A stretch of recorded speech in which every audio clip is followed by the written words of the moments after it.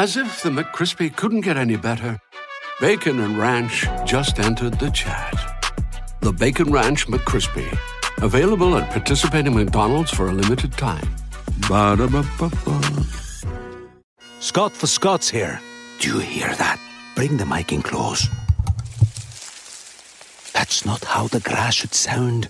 There's weeds everywhere in this lawn. It's time to take action with Scott's Turf Builder Triple Action. It gets 3 jobs done at once. Kills weeds, prevents crabgrass, and feeds your lawn so it keeps growing strong. Ah, much better. Get a bag of Scott's Triple Action today. It's guaranteed, or your money back. Feed your lawn. Feed it.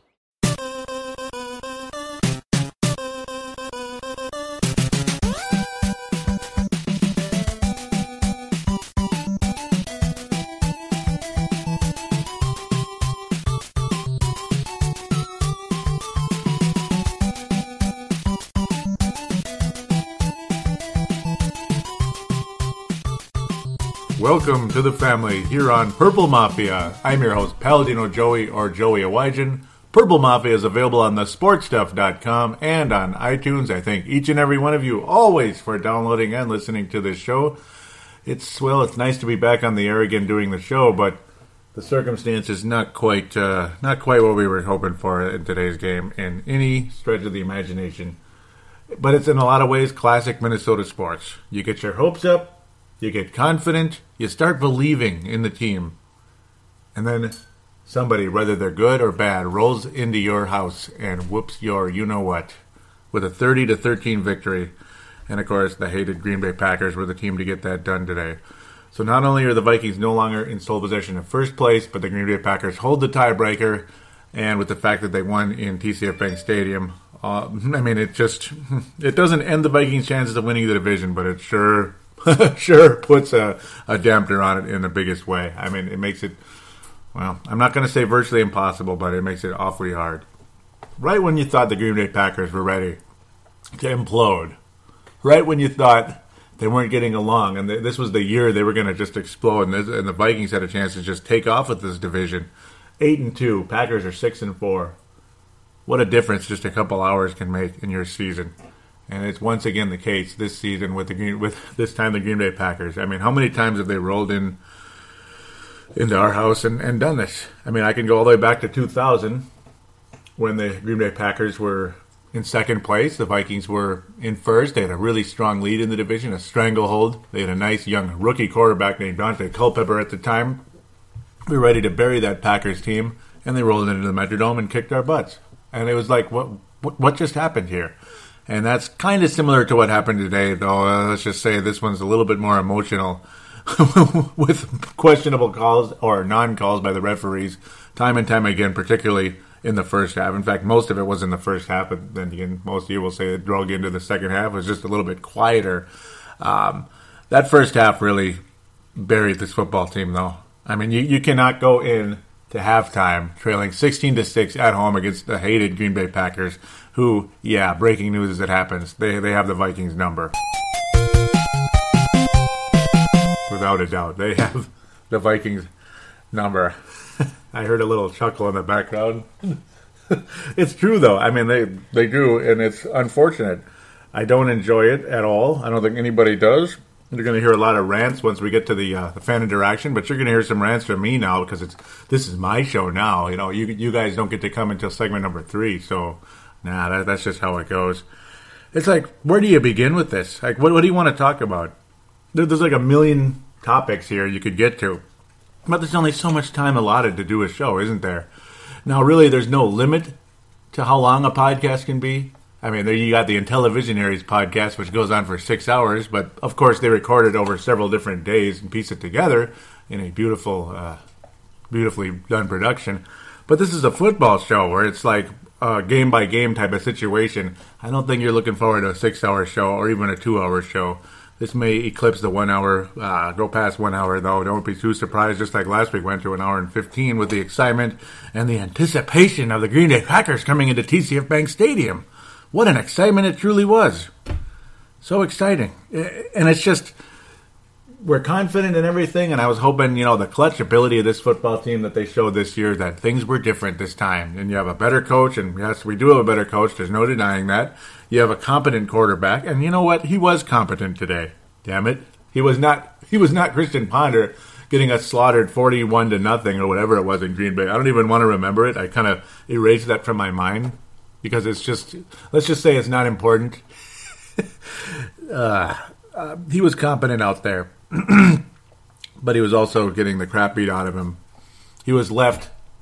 He was literally left for dead. He was hung out to dry the entire game. I think we have a pretty good idea where the Christian Ponder Memorial is going to wind up today, and it's probably not going to be just one guy. No, it's probably not. Again, it's like, where do you go from this one? I mean, my fear coming into this was the possibility the Green Bay Packers would unload. This would be the week. I didn't want to be that team where the Packers woke up and they unloaded on a team. But of course it was us. Of course. But they did get help from the Zebras. And we all know what Zebras are. They're the referees. Particularly in the first half, which set the tone for the second half when things just kind of slowly but surely snowballed into what they became in that fourth quarter. Just an absolute devastation. Frustration, all the above. So let's kind of sort of get started on this one.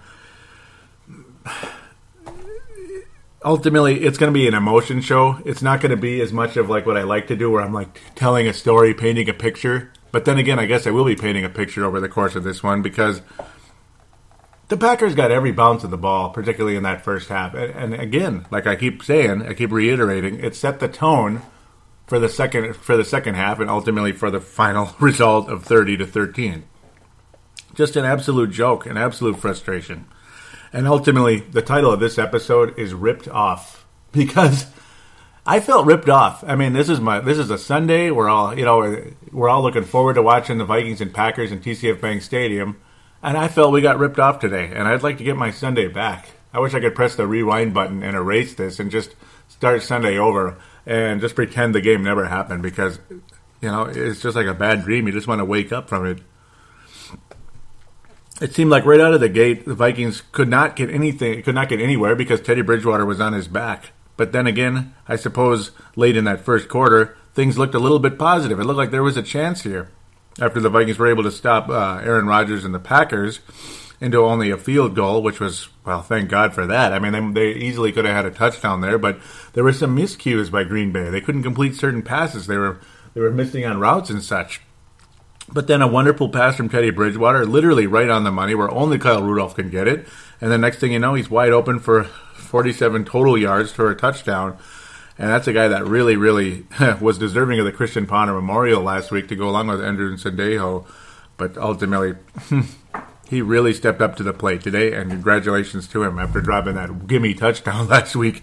Just a huge day for Kyle Rudolph, who ultimately wound up with 6 catches and 106 yards, and of course that 47-yard catch and go. An absolute beauty by Teddy Bridgewater. But ultimately, it seemed like anytime the Vikings had anything going, somebody would drop a pass, or there was no completion, or there was a penalty. Anytime something would go right, there's a holding call on offensive line. Is it Matt Khalil, or is it Clemmings, or is it Fusco? Whatever it is, there was some type of penalty one way or another. And every time the Packers had the ball, there was a penalty on the Vikings for defensive holding or pass interference. It was just one thing after another. And of course, a late hit on Aaron Rodgers where basically Linval Joseph basically tapped him with his hand. That's basically what he did, and they call a roughing the passer play. Just off the charts ridiculous. The entire game. One play after another, you'd see a flag on the ground, and it was something against the Vikings, and you heard that same hick voice from the same referee we've seen for many years, who constantly it just always seems like he's on the other team's side. And the whole game, it felt like the NFL was on the Packers' side, didn't it? It's like you don't want to believe that, but it sure felt that way throughout the whole game, and that's another reason why I feel we were ripped off today. I mean, you show up to the game with all this excitement, all this anticipation, and then it seemed like every single play call went the Packers' way, no matter what it was. Yes, there were dumb penalties, but there were penalties that were not called against the Packers. There were holds, one after another. There were late hits. There were just one thing after another. One of the Packers defenders punched Adrian Peterson on the ground. Nothing was called. Green Bay Packers with a sack spikes the ball. Nothing's called. So what's the deal here? I mean, there were as many non-calls against Green Bay as there were calls against the Vikings. It's just an off-the-charts frustration for everybody across the Great Divide that cheered for this Minnesota Vikings team.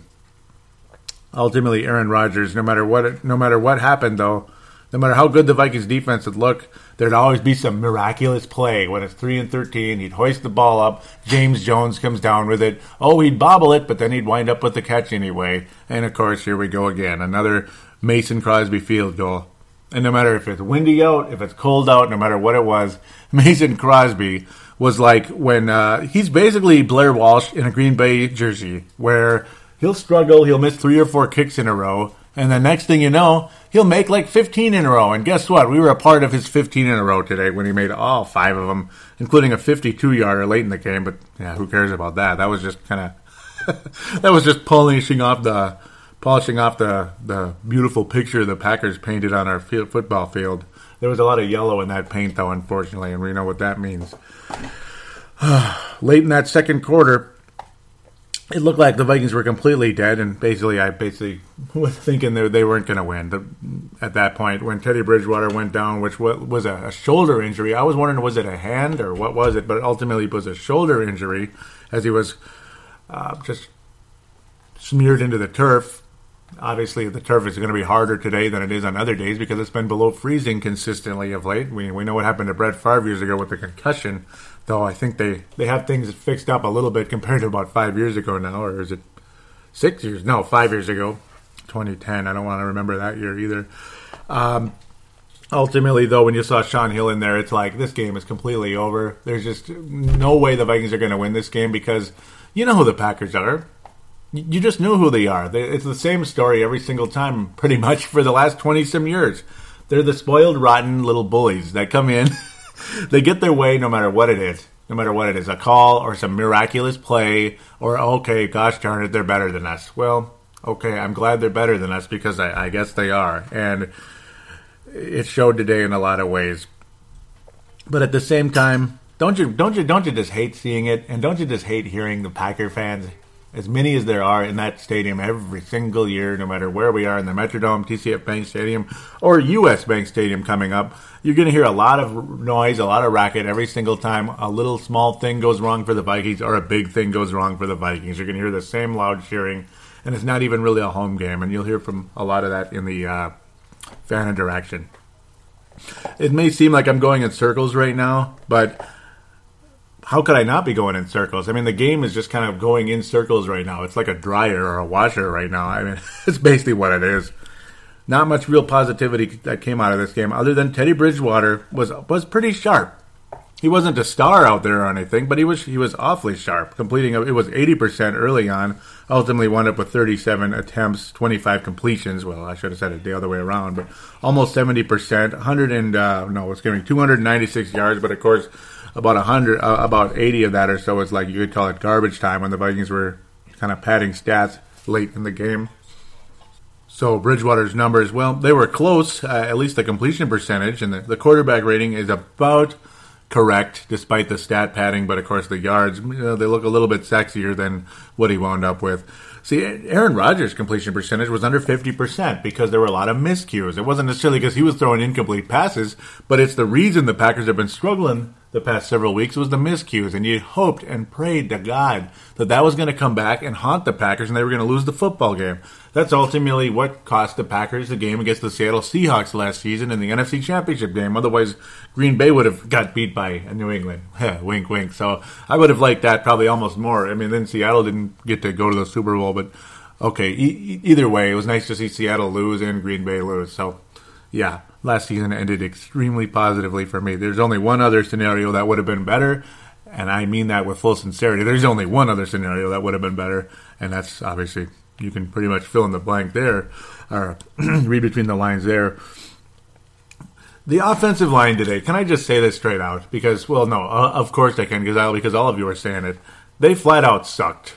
Without a doubt, they flat out sucked, and along with the referees, you could say, with all these horrible calls that were setting the tone for the whole game from pretty much the first quarter all the way to the early in the fourth quarter. Non-calls. It was more non-calls later than it was just calls on the Vikings, but non-calls against Green Bay later on.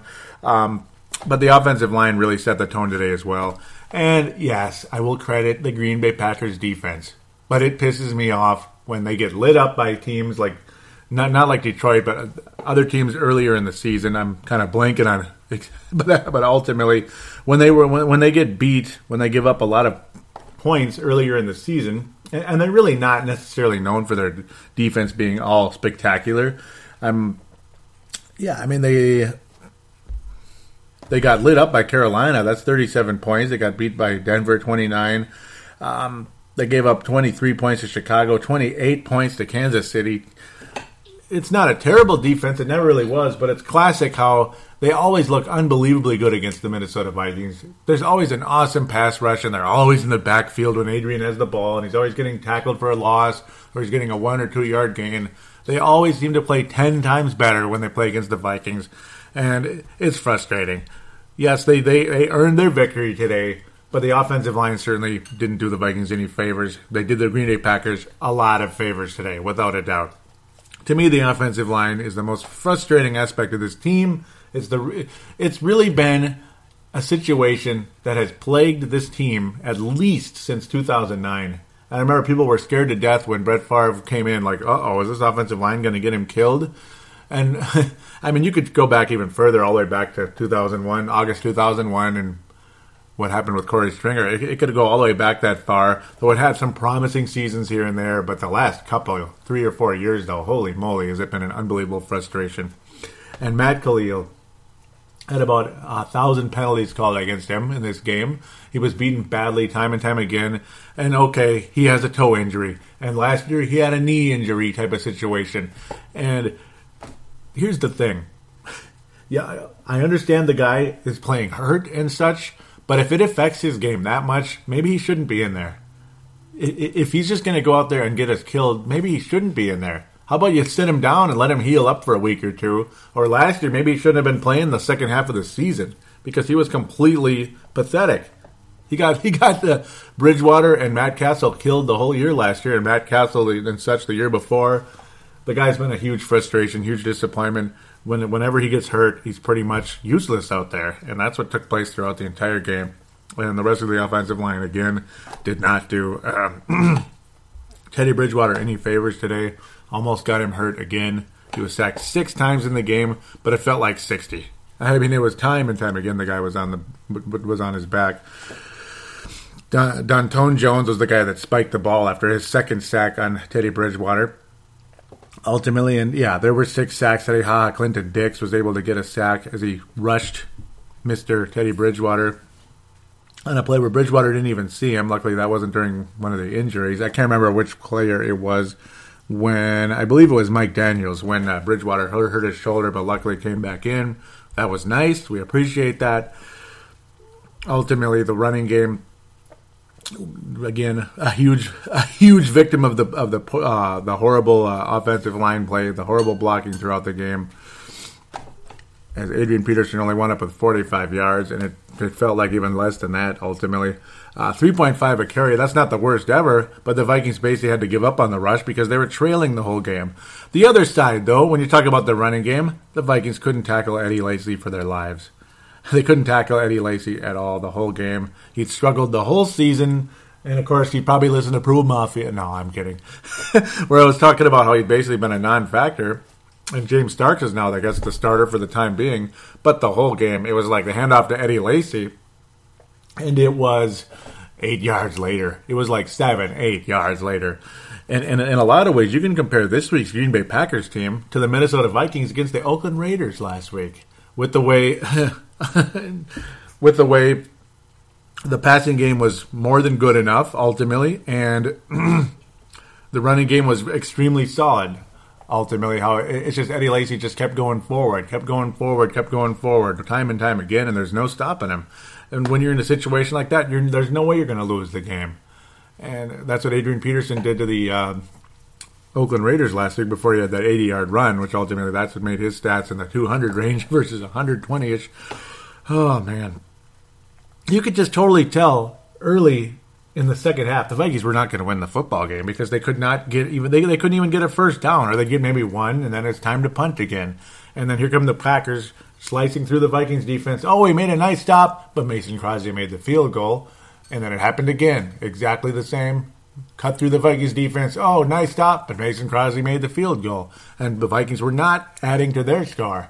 Funny how that works. It's just like using a credit card at Macy's. It kind of adds up after a little while, doesn't it?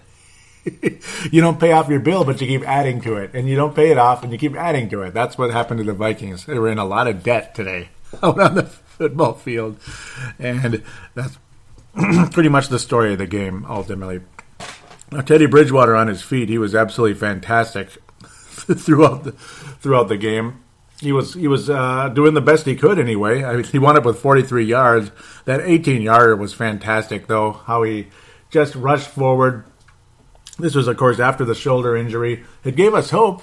It's just he rushed forward. He even dived as he kept going forward for an 18-yard run. It was pretty awesome to see. That's a guy who played fearlessly today, and I give him a hell of a lot of credit, despite the fact he was pretty much under fire the whole game. One other final thing on the Viking side of things is the whole Mike Wallace and Teddy Bridgewater. There's just nothing. There's just nothing there. It's never going to happen. It's just never going to happen. If it's wind, okay, 1 week it's wind. The next week Bridgewater's overthrowing him. The next week Mike Wallace misread the play. The week after that Mike Wallace didn't run fast enough, or he gave up on the route. This time he overthrew Mike Wallace. That would have been an absolute gimme touchdown once again. Another 60 to 80-yard touchdown. Maybe they'll complete it once, but this is a week 11, which was mentioned on one of the local shows. Week 11, and they're still unable to connect on a great play. Ultimately, Mike Wallace wound up with one rush in the game. One rush early on, and I was thinking, well, if you can't complete a pass to Mike Wallace, you might as well just hand it off to him. And that was Mike Wallace today. He rushed for 6 yards. That's it. He was thrown to twice. First one was dropped. Second one was just not completed. It was overthrown. Whatever. Just a flat-out whatever. The Vikings defense certainly not overall as good as it has been. And it really wasn't. And again, like the referees certainly didn't help throughout the game. Snake bit. Captain Munnerlyn was flagged on just a lame one. Terrence Newman again. Absolutely just snake bit today. Didn't play the best game, certainly. He certainly wasn't as valuable as last week. But you got to say he was snake bit by a lot of those calls. Anthony Barr was nailed with one that ended up costing the Vikings late as well. Anderson Dejo, well, he makes tackles, but the guy caught it first. That's about the story of Anderson Dejo. He could get 700 tackles, but he gave up 900 yards to get there, basically. Eric Kendricks, wonderful to have him back, but unfortunately it just didn't end up being his day. Linval Joseph was absolutely fantastic. I would say he was without a doubt the MVP of the Vikings defense today. Xavier Rhodes was all right, but unfortunately he got beat on a double move. That was on the diving bobbling catch by James Jones later on in the game, which was one of many daggers throughout the game. Just beat on a double move. Huge frustration. It's like every bounce of the ball went the Packers' way. Call after another, non-call after another, pretty much led to a Packers victory. Again, same old story for the Minnesota Vikings against the Green Bay Packers, regardless if we play there or in Lambeau Field. It's kind of like the same place anyway, though. I guess it's just a little bit louder over there. That's about the only difference. You just come out of this game hating the Packers even more than ever, and unfortunately, I guess we're envious and jealous of them at the end of the day. I guess that about chalks it up, doesn't it? It's like you can't really have a detailed review of this game other than Clay Matthews was constantly coming up to Adrian Peterson, Teddy Bridgewater, pressuring him time and time again, Julius Peppers, all these other guys. Sam Shields, he ended up recovering a fumble. There's another huge key of the game, or part of the game. Ended up recovering a fumble from Adrian Peterson at a point when the Vikings looked like they had hope. They were far in Packer territory. They were still in the game, and he fumbled the ball away. And that pretty much was another one of many daggers for the Green Bay Packers. Oh, goody. Wayne Larrabee got to say it again, and there's your dagger. I don't know how many times he must have been able to say it today, but I was afraid to listen. Oh, and I forgot one more thing, too. Might as well mention this, too, before we get out of here. Cordero Patterson makes a 52-yard kick return. And I know other people have talked about it, but it is what it is. Makes a 52-yard kick return. Cool. Now we got something going, kind of, sort of, even though the game's already, not going well at all. And then he headbutts the punter of the, it was the kicker. He headbutted Mason Crosby. It wasn't a punt, it was a kickoff. Headbutts the guy. It was a very mild headbutt, but still, it was still a headbutt. And great. Thank you, Cordero. I mean, talk about no good for nothing. That pretty much sums up Cordero Patterson in a huge, huge way. So with that, I better hand out the weekly awards and demerits for the Minnesota Vikings. Well, the Fran Tarkenton Award, it's definitely going to go to the Zebras for the Green Bay Packers. I guess that would be the Brett Favre Award, since they're going to retire his number. That'll be the Packers Brett Favre Award. That goes to the refs. Yeah. No. Fran Tarkenton Award today, it's got to go to... I keep doing this. It's going to go to Linval Joseph and Kyle Rudolph. In fact, I'm going to give it to both of them. I mean, Linval Joseph is he is definitely having a Pro Bowl season and way to rebound after an extremely frustrating week and a pretty damn frustrating season for Kyle Rudolph. He gets a Fran Tarkenton Award. And the Christian Ponder Memorial, the worst player of the week. The biggest disappointment is going to go to the entire offensive line, but featured by number 75, Matt Kalil. Injured toe or not, you are a Christian Ponder Memorial winner, which he was a world champion of last season. Huge disappointment by a mile last year until Cordero Patterson took over and won that award at the end of the season. Matt Kalil, my goodness. Get healthy or get off the field, basically, when it comes to Matt Kalil. Because if he's hurt even a little bit, it's game over, baby. It really is. This may have seemed like kind of a mess, but this was such an emotional game that it's kind of hard to be organized with a game like this. I mean, what are you going to be organized about? There's like 700,000 things you want to rant about. And a couple of little positive things here and there, like the Kyle Rudolph touchdown, Bridgewater being fairly sharp despite, you get the idea, despite the 9 million other frustrating things going on. Plus the fact the Packers, of course, played out of their minds today for the most part.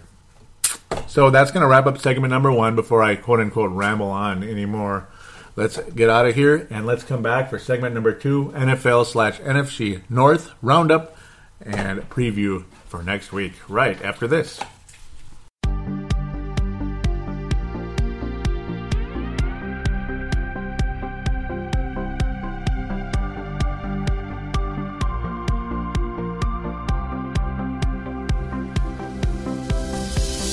Do you shop on Amazon?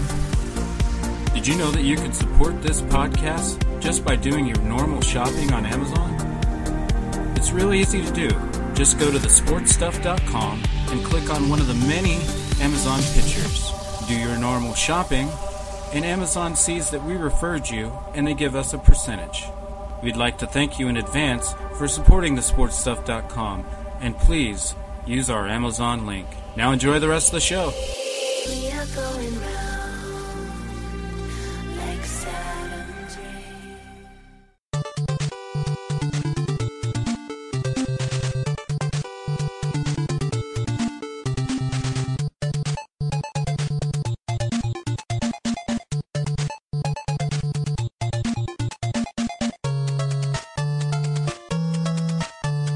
And we are back here on Purple Mafia, segment number 2, NFC North/NFL Roundup. So this segment will probably be a little bit more laid back than the first one. A little bit more fun, I guess, and hopefully there's some positivity going into next week. We'll see where things go from there. Hopefully this team can rebound after this such an awful game, and I'm sure they can. They're 7-3 for a reason. But ultimately, I guess I'll have a miniature rant once again because the Baltimore Ravens, starting off with the Baltimore Ravens and St. Louis Rams. I'll admit I don't know the details of the play, but it's just funny. So happens that a game in which Greg Williams was the defensive coordinator, of course, of the St. Louis Rams again, which serves them right that they lost this game to the super struggling Baltimore Ravens, whose season is definitely over now. They lost today, to Baltimore, but Joe Flacco will now miss the remainder of the season with an ACL tear. And ultimately, well, that raises the question. An ACL tear with Greg Williams as the defensive coordinator of the St. Louis Rams. I guess I'll just leave that where it is. But the Baltimore Ravens, 3-7 now. Can't even imagine the frustration of that team at this point in time. My goodness, like what the hell? Another team that's extremely frustrated right now, and they'd be ranked under the Minnesota Vikings despite the loss today. And it really, boggles the mind what the Vikings would be today if they won this game. I mean, they would be far and away the number 2 seed. Well, not far and away, but they would be the number 2 seed in the NFC with a first-round bye going into the postseason right now, say if the season ended today with the Vikings win. But, well, the Vikings would be the 5th seed today, but Atlanta would be the 6th seed after losing to Indianapolis today. I don't know about that. They lost to Indianapolis today. It was in Atlanta, too, 24-21. And there might have been a time not that long ago, this could have been a feasible Super Bowl matchup with the way Matt Ryan was playing and Mr. Andrew Luck continues to develop and such. But the Falcons have definitely been on the snide of late, and the Colts have not really had a very good season. So, I don't know. The Colts beat Atlanta. Jacksonville beat Tennessee 19-13. Woohoo, that's the battle of the bad. It's kind of funny. But Jacksonville's slowly creeping into that AFC playoff picture, believe it or not, because of that weak division. But Indianapolis won, though, today. Uh-oh. Here's one that really makes me scratch my head. Philadelphia Eagles host the Tampa Bay Buccaneers, and they get absolutely pounded 45-17. And the Bucs are in playoff contention. I can't believe that. 45-17, the Bucs are 5-5, and they're actually in the hunt right now, along with the Seattle Sea Chickens, as we like to say. And it put Philadelphia, at least for the moment, out of the hunt. And, well, they might as well be out of the hunt, huh? Jameis Winston versus Mark Sanchez. Man, Winston looks unbelievable. 5 touchdown passes, 131 quarterback rating. Lord, I mean, that guy is really dominating. And Doug Martin with 235 yards on the ground. Philadelphia's starting to look like the Oakland Raiders defensively. I mean, putting up numbers, that's for damn sure. Again, just imagine if Teddy Bridgewater was actually healthy last week, not a post-concussion situation going on there. We'll talk about the Raiders shortly when we review the Detroit Lions in the NFC North. Carolina's 10-0, 44-16 victory over Washington. 10-0 Carolina. Man, they're going to lose a game at some point. Houston versus the Jets, meh. And the Houston Texans are starting to win some games, 24-17 there. Dallas beat Miami. They're kind of sort of still alive. They're 3-7. I guess you never know. Carolina Panthers made the playoffs with a 7-9 record last year. Tony Romo's back, and the Cowboys have won all 3 games with Tony Romo and lost all 7 with him out. With Romo back, go figure. Maybe the Cowboys make a run into the postseason. You just never know.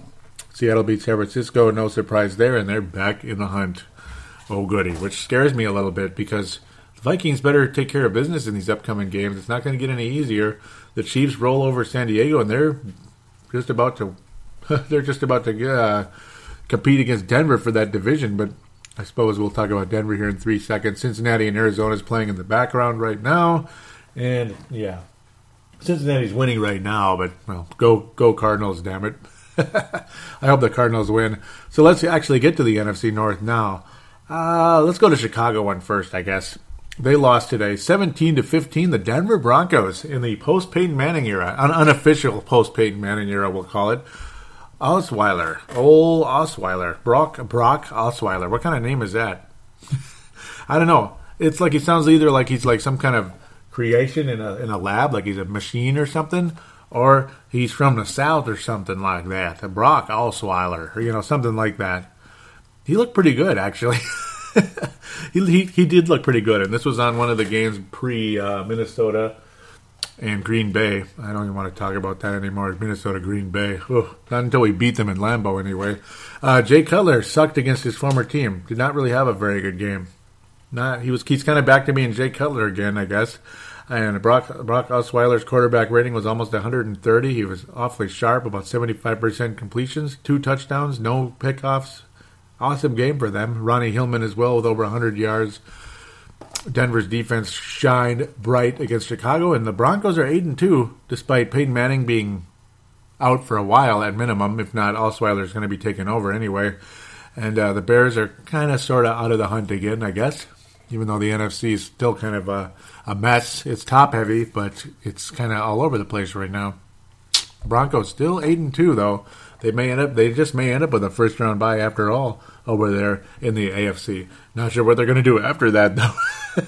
The Bears, though, very frustrating for them. Robbie Gould made about 100 field goals, and that's good. Good for him with 5 field goals on the day. But ultimately, that's what hurt the Chicago Bears today, was the fact that they couldn't really get in the end zone until very late in the game. Until very late in the game. And then, of course, they couldn't get the 2-point conversion, which, unfortunately for them, ended up costing them the game. They would have tied the game. They ended up missing it. So Dylan's club over there and D-Fry, Chicago Bears fans, unfortunately for them, they're back to 4-6 now. And Mr. John Fox loses to his former team. It's not just Jay Cutler, but John Fox as well. And then the other one, last week's opponent, Oakland Raiders. I was kind of cheering for them to win that division where the Denver Broncos are. I kind of thought the Broncos were going to tailspin, but they certainly survived today. 8-2 record. The Raiders are going to have a hard time catching them because the Detroit Lions scored 18 points again and won another football game. Go figure. They did it again. I don't really know where to go with that one. They did it. Congratulations to the Detroit Lions. They're now 3-7. I guess you never know, but I'm not going to really go anywhere with that one. About 100 field goals from them as well. No, not 100, but a good number of them. 3 of them for Matt Prater, and then ultimately Matthew Stafford. Well, he didn't throw for any touchdowns. He ran it in to the end zone, which ended up beating the Oakland Raiders. That was like the kind of unofficial dagger. They were only up by 3 points. Oakland just couldn't get the job done down the stretch. I don't know. Derek Carr had one of his weakest games of the year. He was only sacked once, but only completed 52% of his passes. No touchdowns, no interceptions. Just a bunch of field goals for the Oakland Raiders. I kind of feel bad for them because I kind of like that team, if you can't tell. The last week and a half, I kind of like that team. It's easier to root for them than any Green Bay, that's for damn sure. And I don't know. Now they're kind of screwed. They're only 4-6. I don't know. I feel bad for them right now. That kind of sucks. And, I'm not going to cheer for Detroit. Why should I? Why would I cheer for Detroit unless they're playing the Packers? That's pretty much about it. Or Seattle or somebody like that. The Raiders did wind up with 4 sacks. See, that's the thing. They'll give up points and yards here and there, but there are some good. There is a nice pass rush on that team, and good for them anyway. Matthew Stafford still nothing special, but at least he didn't get that turnover, and I think that's one of the reasons why the Oakland Raiders did not win the game. They just could not get a turnover on that Detroit team today. So there it is. Detroit kind of, sort of, holding some respectability now. They've won 2 games in a row, and congratulations to them. Who knows what's going to happen? So ultimately now we head up into next week. And that ultimately is the Atlanta Falcons, the team that's been losing a couple games of late. Who the heck are these Atlanta Falcons? Well, like I was saying, they lost today to the Indianapolis Colts. They're all the way down to 6-4 now. Remember, they were 6-0, weren't they? No, they were 5-0.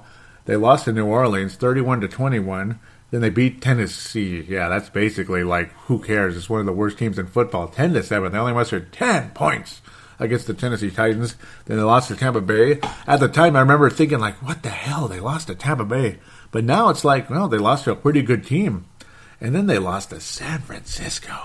Wow. They go into the bye, and then they lose to Indianapolis. So I don't know what to make of this team. Unfortunately, it's a road game for the Vikings. The good news is the Vikings' road record has dramatically improved. The question then becomes, will they continue that trend?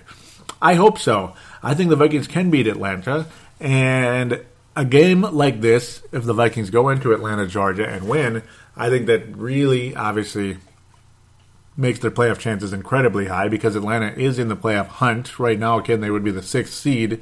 Seattle's knocking at the door. You got to win this game.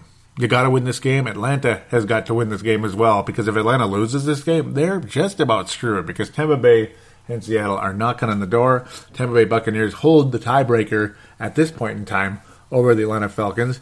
And unfortunately for Atlanta, after playing Minnesota, they would have to go to Tampa Bay after that, which would be like the biggest must-win of all right there, because Tampa Bay could get into the postseason at that point. Then they got to go to Carolina, and then they play Jacksonville. In Jacksonville, though, you never know there. And then they host Carolina again after that. Boy. So Atlanta, this is an absolutely, positively must-win game for the Atlanta Falcons. Today was a must-win game for the Green Bay Packers if they were going to win the division. And you never know, maybe they completely implode after today if they lost the game and were 6-4. Damn it, I wish this was the Packers right now, but unfortunately it's not. It could have been. They would have been the 6th seed pretty much in the NFC, or the 5th seed. The Packers would have been. The Vikings would have been number 2. But Atlanta is in the same situation. And are they going to come out firing on all cylinders, or are they going to keep struggling? I mean, obviously the hope for Minnesota is they are going to keep struggling. Matt Ryan started out the season unbelievably, but then he struggled of late. He's got 12 touchdowns, but now he's got 7 interceptions along the way. Quarterback rating went from the hundreds down to 92, almost 3,000 yards passing. Devonta Freeman is a really damn good running back, though. And in fact, he was like number 2 behind Adrian Peterson coming into this week. 9 touchdowns on the ground. Ouch. And Julio Jones is about as good a receiver as there is in the entire NFL. Over 1,000 yards already, again, before today's game. 6 touchdowns for him. My goodness. So you're going against an offense that can really, really kill you. And I'm going to have a hell of a time predicting the Vikings to win this game, unfortunately. I want to believe they can. It's another week where it's really hard to predict, because the Packers were struggling so much, but then, of course, it's a must-win situation. A must-win. They had to win the game. But unfortunately, it has a huge effect on the Vikings by losing the game, because we all know, the Vikings' chances of winning the division are really low right now after that. Even though we have the same record as Green Bay, well, the tiebreaker, the momentum, all that, all on Green Bay's side right now, unfortunately. Atlanta, a similar situation where they need to win this game, and it is a road game for the Vikings.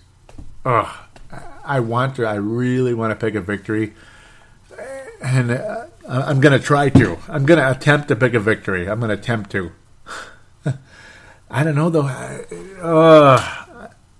It's like I keep bouncing back and forth. I was thinking about it late here before I started doing the show. Right now, if you really want an honest to goodness, like doing it with my mind and not my heart, right now, that loss today did not sit well with me. And now you got to go on the road against another desperate team. Boy, well, put it this way: if the Vikings come back and win the game, it's very impressive, and they deserve to make the postseason. And I still think they can and will make the playoffs, but I don't know.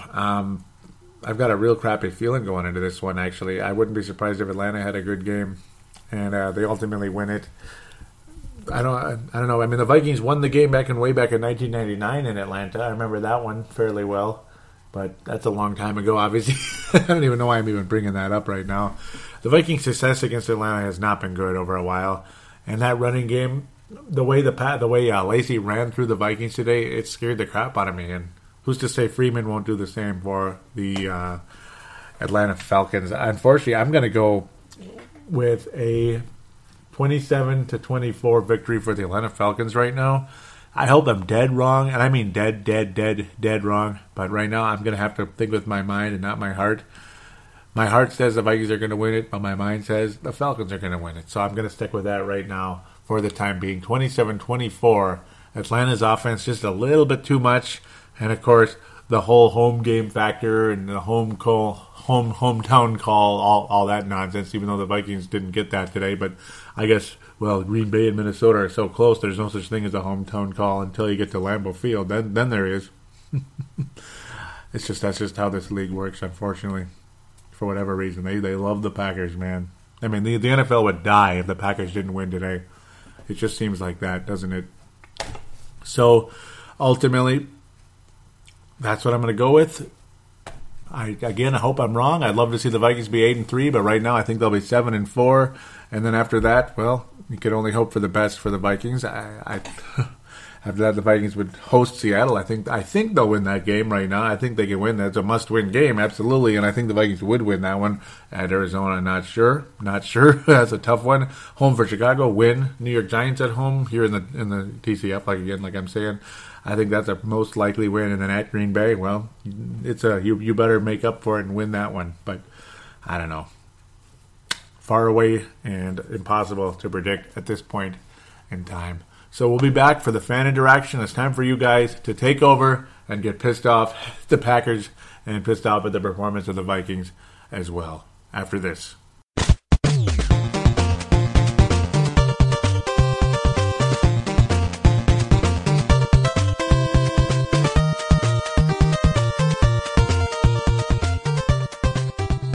And we are back here on Purple Mafia, segment number 3, fan interaction. Yeah, I'm going to get this show out Sunday night. So, yeah, I was thinking of just holding this off for a little while. But you know what? I think I got a lot of posts in here, and it seems to have died down a bit. So, and I'm not anticipating a call. Haven't heard from anybody. So I'm going to let this, I'm just going to get this up tonight. So just letting you know. That's why this came out on Sunday, even though I said I might hold this off till Tuesday. So here we go. Let's continue off from where I said, Pro Mafia episode number 201, Newman's Black Hole, when we were all happy and optimistic. Oh, wasn't that a nice feeling? Wasn't it, though? Mark Carlson said, listening right now, Bears Mafia, ha. Yeah, it was pretty funny, because, yeah, I was talking about the Bears a lot and kind of happy for him now. Look at him. Gerald Spring is saying, great show, Joey. Listen, on my way to Kearney, Nebraska, in the snow. We are not on the same page as far as Patriot supporters, though. I was bummed the Giants had their number once again, but as Denny would say, we let them off the hook. Yep. Yep, the Giants let them off. And you know what? I like the Giants. Don't worry. It's just that I really like the Patriots, though. And maybe the Giants will come to the rescue and knock Green Bay out of the playoffs again. That'd be awesome. And one final thing, too. Remember the whole Bears Mafia thing? Well, how fitting is this? I got one of the mornings this week when I couldn't do lawns, I got like a McDonald's hash brown, and it comes with those little stickers. And the whole Mike Ditka, he got a Packers one, so now he's wearing a Packers sweater, and Jerry Rice is wearing the Cowboys jersey because he got the Cowboys one. You know how it's all like, they're arch rival. They ended up getting that, so now they're Jerry Rice is a Cowboy and Mike Ditka's a Packer now. Blah blah blah. They're just BS and having fun with that in the commercial. Well, what do you think I picked in there? Speaking of the Bears Mafia, I loved it. I pull it out. There's that Chicago Bears, baby. Chicago Bears. The sticker is still sitting in my car right now. I hope nobody stole the number there, but yeah, shoot, somebody could though. Damn it. I shouldn't even have given anybody an idea to do that, but I pulled the Bears. So Bears Mafia, baby. I should have changed the logo and wore a Bears sweater. That would have been funny. Just to add to the bit with the McDonald's commercials. I think that's one of the funnier bits that's been going around in a while. Since other than Geico, they're like the only commercial out there that's actually funny. Like State Farm and all the others, not that funny, really, to be quite honest. The Farmers ones are funny, I think. But, yeah, Purple Mafia wearing the Bears shirt, that would be pretty hilarious, actually.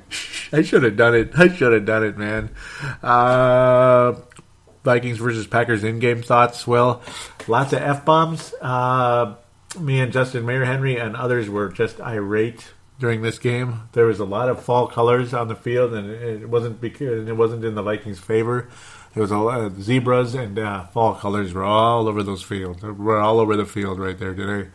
And it just pissed me off. It was really in need of a fall cleanup. It really was. And Vikings failed in that fall cleanup attempt. The Packers did that job, unfortunately. 126 comments during the course of that. That might not seem like a lot to some people, but my goodness. Josh Mayer Henry, Justin's brother out there. Yeah, it's nice to see him posting on here. Very cool. He was saying, so I'm kind of jumping in later on in this because that's when it gets to be more post-game-ish. Josh was saying, F the NFL and the refs. Justin Mayer Henry saying Crosby was killing it today. Mark Carlson out of Iowa. Now, the Mayer Henrys are from Colorado, I believe. Yep. Mark Carlson is saying it feels like midnight and we need a spark of life in this team. Justin saying the pressure on Teddy today killed his production big time. Hard to watch. It really was. It really was. And Josh saying very hard to watch. This is as hard to watch as the first game of the season. And yeah, that stupid 49ers game. Yep. And I was talking about how the show might not be released.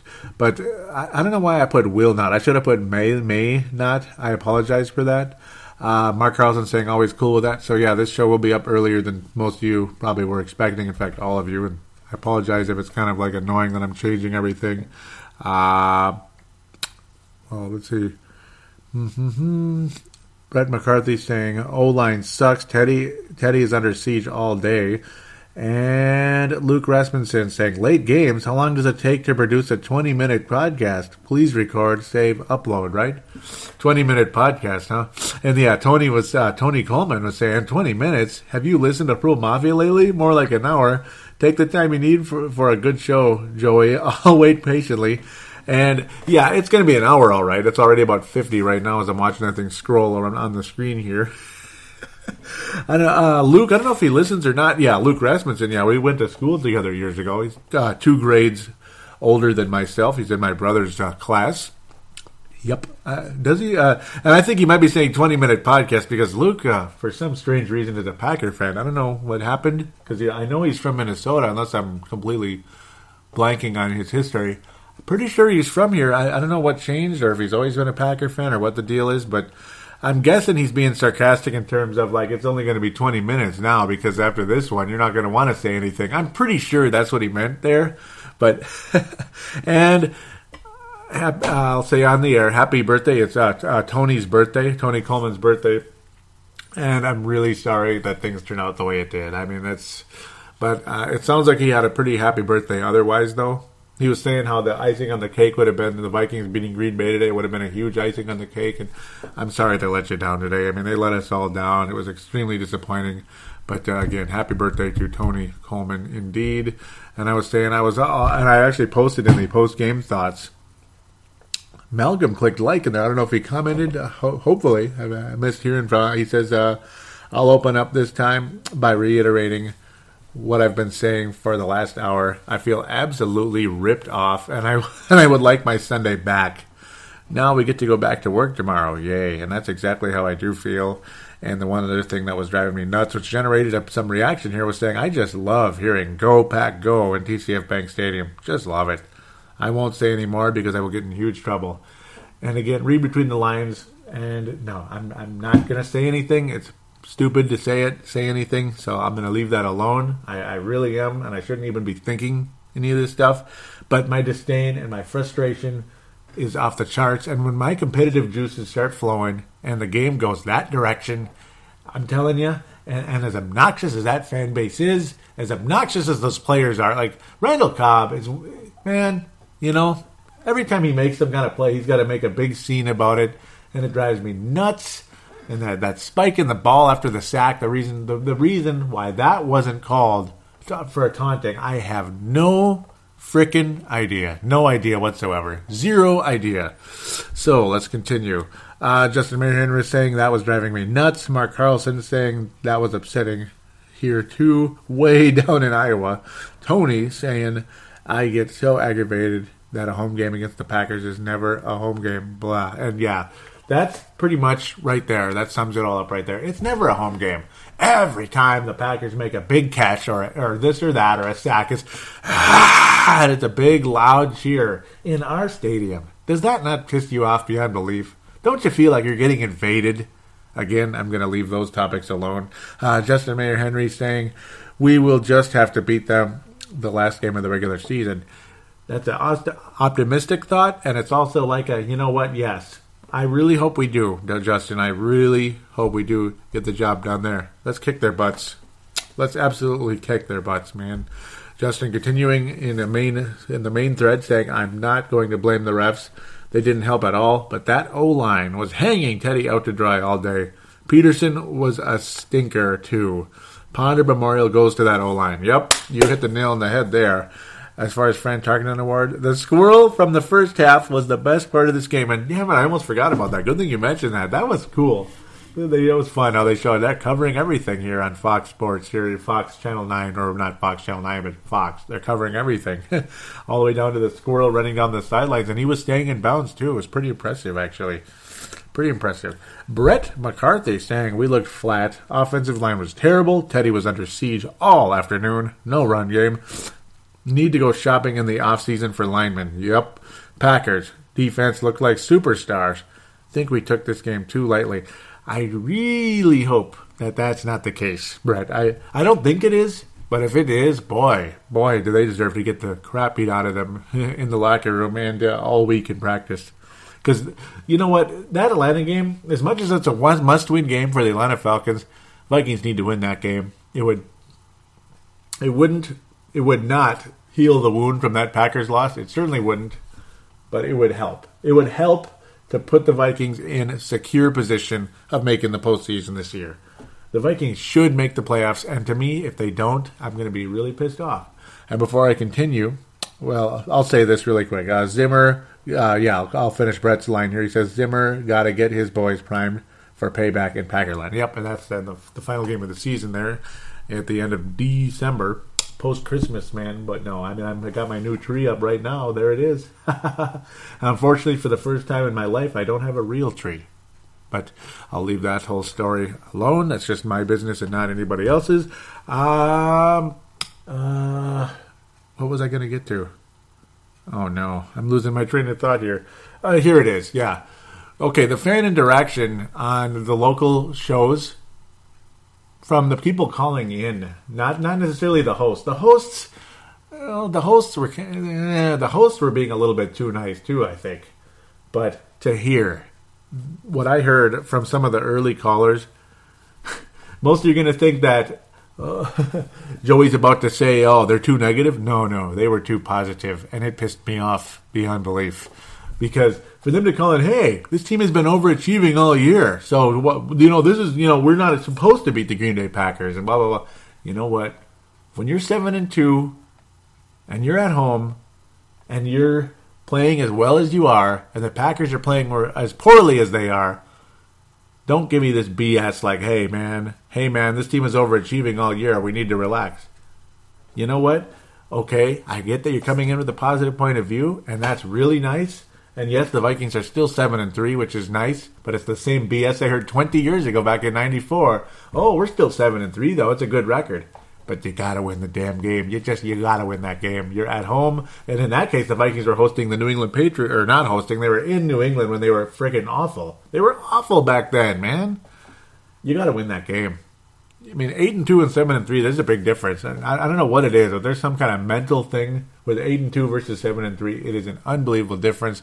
And when it's the Green Bay Packers at home, a momentum center for the rest of the season, you got to win that football game. I don't care if you're underachieving or overachieving. You got to win that game. The expectations go up, in my humble opinion. So I do not like to hear that classic hometown Minnesota hunky-dory, flowers and roses, ducky bunny, bull crap. I can't stand it. I can't stand that crap. I think that's how you never win championships, when you think that way. Expectations should be a little bit higher than that. I'm sorry. Robin Sullivan from Brooklyn Park. That's a very familiar city as to where I am right now. Not too far away from here, apparently. Says, when the Vikings touch a Packers player. Yep, and it's a picture of a referee with about six flags on the ground. Unbelievable. Yeah, unbelievably frustrating. Yeah, that's basically when the Vikings touch a Packer player, and when the Packers touch a Viking player, play on, baby. Play on. Stop complaining. Still play on. Yankee saying the O-line was crap and made Packers look like a superstar team going at Teddy and stopping the run. Yep, that defense could be better, especially that drive. They gave the Packers so many chances, so many penalties. That game had me grinding my teeth. Arrgh. Mark Carl said, yep, I love that. I love that comment. That's a star candidate, Yankee. Star candidate. Mark saying, next time we play, let's bring all the firepower, put Rodgers on his knees and spike the ball on his helmet. And Todd Grunlian with a gem saying flag. Yep. Yep, that was a gem. And both of you right there, that was a gem. Gerald Sring saying, nothing worse to start your week by pulling down your little girl panties. And and peeing down your leg to the team I absolutely can't stand. I can't stand Rodgers. Yep, and this is definitely star candidate here. The arrogant and stupid fans. Yep, star candidate. Okay, I'm just about done ranting. I just hate losing to the gay cheeseheads. I'll be over it in a couple days, like I always do. Then a couple more days to build up my confidence again. Season's not over just yet.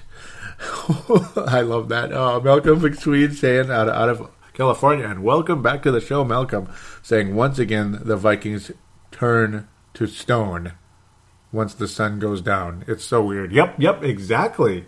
Yes, the old night game curse. And this wasn't officially a night game, but it was a late game, and it sucked. Yeah, and I don't know, it seems like whenever we're in some kind of a major primetime situation, which this game really was, we always lose. We always lose when Joe Buck is the freaking commentator because it's always the biggest game of the week or whatever. And especially though, you don't want to be on Sunday Night Football with that little NBC flower there. You do not want the Vikings in that game. It's so frustrating, man. I don't remember the Vikings winning a Sunday Night Football game. Maybe long ago in a galaxy far away, but I'm trying to remember when that was. I think over the Chicago Bears, yeah. But that might have been a Monday night game. Monday night game, that's what it was. Over the Chicago Bears, helped them win the division in 2008. That's, I think, the last time we won a big night game. But, of course, that was all for naught because the Vikings were the weakest division champion team that I've ever seen that year. That was not an impressive football team to me other than Adrian Peterson and Jared Allen. I mean, when you have Tavares Jackson as your starting quarterback or Gus Frerotte, I'm sorry, I'm not going to take you too seriously. I'm just not. I'm too experienced for that. I'm sorry. And that's why when a lot of people were saying the Vikings will be fine, it's just there's still a lot of football left at the end of the first half. I knew they were not going to win the game.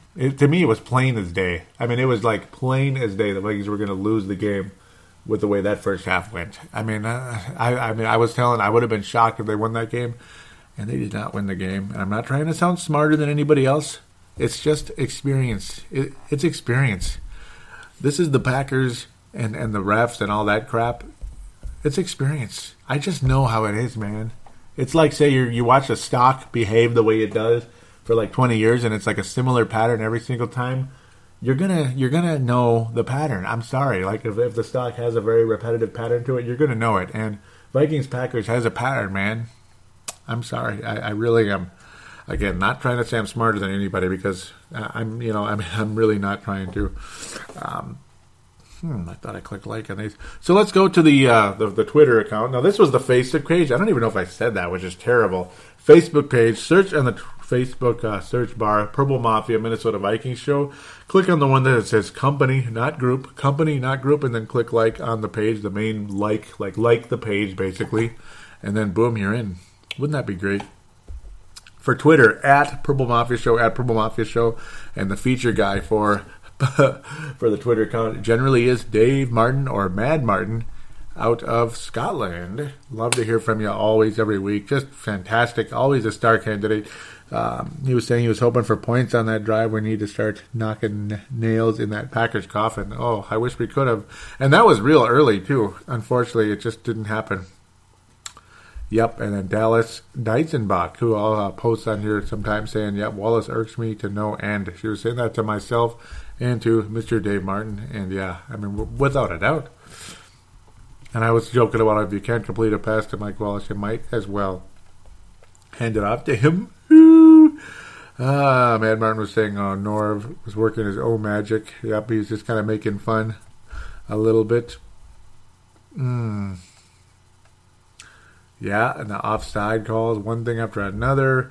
Yep, I was ranting about Joe Flacco, and Dr. No Smoking was saying, okay, I thought I knew that name. Yeah, like I know him from Brave the Wild, I think. I didn't even favorite what he said, so sorry about that. I think he listens to Brave the Wild. Maybe he listens to this show as well. Brave the Wild's a Minnesota Wild show that needs to get released again. I kind of put it on hold during this busy month, but it'll be back very soon. He says, same guy that broke Forsett's arm, pushed the O-line and into Flacco. Donaldson. That's on the St. Louis Rams. So, yeah, it was a push. Yeah, I mean, it pushed into him. Yep, so that's how Flacco got injured. And ultimately, Donaldson, that big-name prospect now that's become one of the better linemen in football. Yeah, son of a gun. Let's see. Impressive play from Teddy. Yeah, and it really was. Yeah, he had some very impressive plays ultimately. This is where it was. BG said, looked like Flacco's man rolled on his ankle. So, but the question was he pushed by Donaldson? So, kind of lots of back and forth there.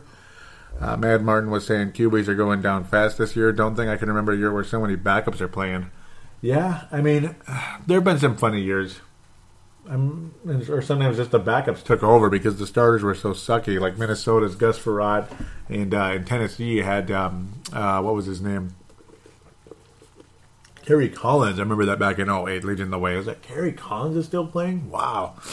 Gus Frerotte never played another down after that because he got pissed off and wanted a contract, and the Vikings didn't give it to him, and no one else did either. It was kind of odd how that turned out. I don't know if he wanted too much money or what his deal was. Mad Martin was saying it's a spotlight game and we all know what happens in them, but not today. We get a win. Think winning. Yep. Yeah, that's a huge thing right there. Lacey's been garbage all season, but he was awesome today, unfortunately. Purple People podcast liked my tweet, and I was saying I hate hearing all this noise from these damn Packer fans every time they come here. And it's true. And Dave Martin was saying should be banned at the state line, and those in Minnesota deported. I love it. I love it indeed. Here we go. Jeff Lubrand was saying, is this going to be another fourth quarter close or loss? Close or loss? Do they not want to win? Holding the Packers to field goals and not winning. Yeah, he couldn't believe it. And I agree. I mean, that was very true. Did I not respond to him? Oh, no, I did. I was saying, so far it's been a scary performance with the exception of Rudolph's touchdown. And he says, watching it on here and not seeing much offense in the tweets. Can't lay down on these guys. Yeah, I mean, very true. And yeah, the Vikings, I was saying, they could not wrap up Rodgers. Purple People podcast tweeted me. They're saying, hopefully when the new stadium opens up, this stops being an issue. I give the assholes credit. They travel well. Wow, I like that. That's most likely Adam Carlson of the Purple People podcast. Kept me saying, I hate it. Yep, he responded after he favorited it. So that was the same thing there. Still a little more to go. Dave was saying too many penalties so far, and the Slackers D means business, as does Lacey, and that was pretty much it. I was saying unless there's dramatic change with all these BS penalties and crummy play, we're not going to win this game. And yeah, I mean, I could just see it coming. And Dave basically said I was spot on. Let's see, I got to get up a little bit. Justin Pullman was saying we're good. Second half is ours. I wish. I really wish. Let's see. Dave Martin was saying, let's see, here we go. That's a good idea. Let's face it, Green Bay, we're bound to rebound at some point. Green Bay had to stop the rot, and they did that today. And he said, and Lacey, 100 yards for the first time this year, and a primetime game, almost a perfect storm for us. Yeah, that's very true. That's like a star candidate. He says, think we are at least a year away from being a very dangerous team. Not sure what to make of Wallace, a wasted free agency. And it's kind of looking that way, Dave. It kind of is. He says, go listen to Wineline. If they can figure out the O-line, we are a contender. We can figure out we are a contender. 6 sacks, 48 yards, lost. Says a lot. That's extremely true. That's an awesome statement. I'm retweeting that right now as we speak. That was an awesome statement there, Dave. So, there it is. That about wraps up the fan interaction. Sorry if I drug it out a little bit, but that's just kind of how it goes. And there was a lot of good comments from you guys out there. Lots of emotion, frustration, and honesty. That's what this show is, emotion, passion, and honesty. Because it doesn't always have to be frustration, because you win sometimes too. So in general, you call it passion. The passion is either frustration or joy, like whatever it is. Intensity, baby. Intensity. This is an intense show, if you hadn't noticed. So, how are we going to get the stars out? That's going to be kind of hard. And it always is. It's always super hard. Oh, man. I don't even know where to go. Man. I'm going to give the gold star to Tony Coleman. Not only is it his birthday, but he had a really nice, really intense, like really to the point comment there in the Facebook page. Just awesome. He doesn't post much, but when he posts, they're super good. A lot, and he's getting the gold star today. And he of course, is the one again, like I always say, one of the original Purple Mafia fans out there with a faith and a name and everything.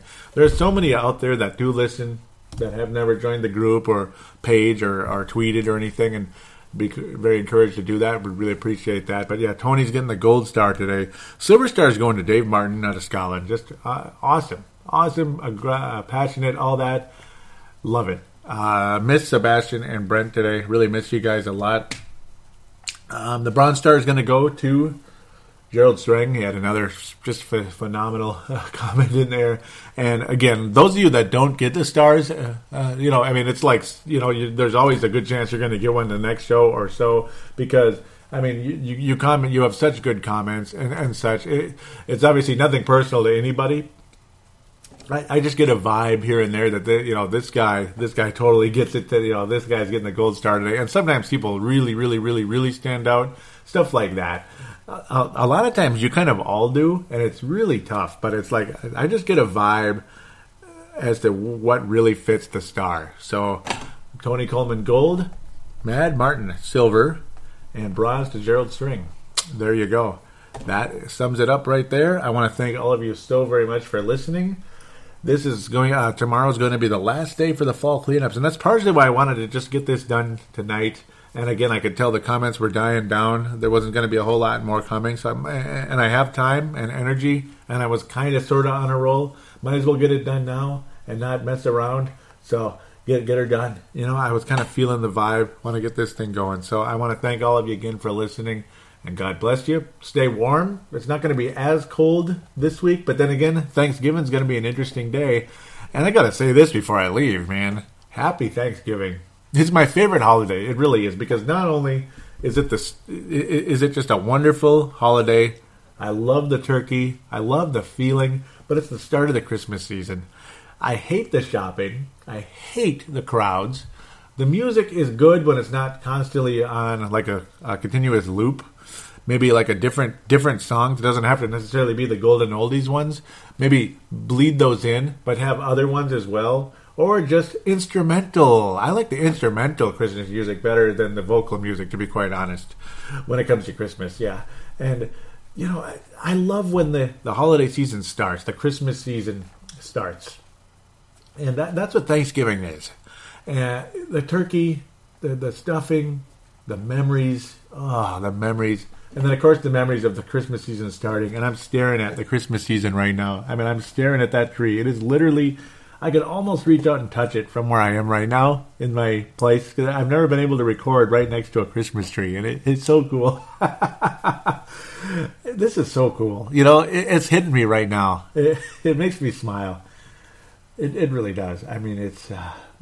it's about approximately 2 feet away when I reach my hand out, and when I'm sitting still, it's approximately 5 to 6 feet away. It's lit up. There's no ornaments on it. I don't know if I'm going to put some on it or not. Usually, in the old days, I always did, but just to stare at a Christmas tree, it just makes me smile, and I love when it's starting. The season's starting. I hate when it's ending. It's sad. Even though January means playoff football, baby, and the heart of winter, and I've always liked winter, actually.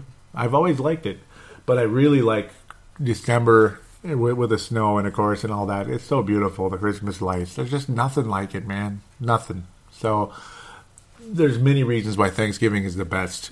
But the turkey, the vibe of it, and, that whole Black Friday thing, it's gotten so out of hand, it just makes me pissed off. I hate that people have to work on Thanksgiving for Black Friday. Why is Black Friday being celebrated on Thanksgiving? Really? Or not celebrated, being what it is on Thanksgiving. Like all the best deals are on Thanksgiving. What the hell? Why can't stores just open at 8, 9 in the morning on Friday morning and go from there? Why can't people not camp out all night in the cold? It's just stupid. I don't know. Just the whole thing. Let's just celebrate Thanksgiving. Don't go shopping on Thanksgiving. And if you do, well, you know what? That's your opinion. That's your vibe. But me, don't do it, man. Doggone it. Don't do it. Don't feed the beast. That's just my opinion. You're free to do whatever you want. Obviously, I'm not going to look down on you, but doggone it, don't be a part of it. That's just my vibe. I don't know. I just feel like it's not worth to be a part of it. Just my opinion. All right, so happy Thanksgiving, everybody. Enjoy that turkey. And you know what? Think about the Pilgrims a little bit, too. I know the media and a certain group of younger generation wants to kind of demonize everything about the foundation of this country, and I'm tired of it. Let's enjoy the foundation of this country sometimes. Please. Can we? Do we have to turn everything into... Yeah, whatever it is. Do we have to turn everything into the here and now? And let's eat carrots instead of turkey and all that? I don't know. That's just not worth it to me. Enjoy the Thanksgiving. Enjoy your vibe. Sorry if I'm getting a little too opinionated at the end here. I'm just, I don't know. I just go on little vibes at the end here, and I just want you to, I don't know. Just want you to enjoy Thanksgiving traditionally and not turn it into Black Friday and just like screw all the turkey thing. Just enjoy it. Enjoy the coming Christmas season. And of course, if you don't celebrate Christmas, happy holidays, happy Hanukkah coming up, Kwanzaa, all that stuff. So it's all up to you what you do. So there it is. Thank you again. God bless and good night.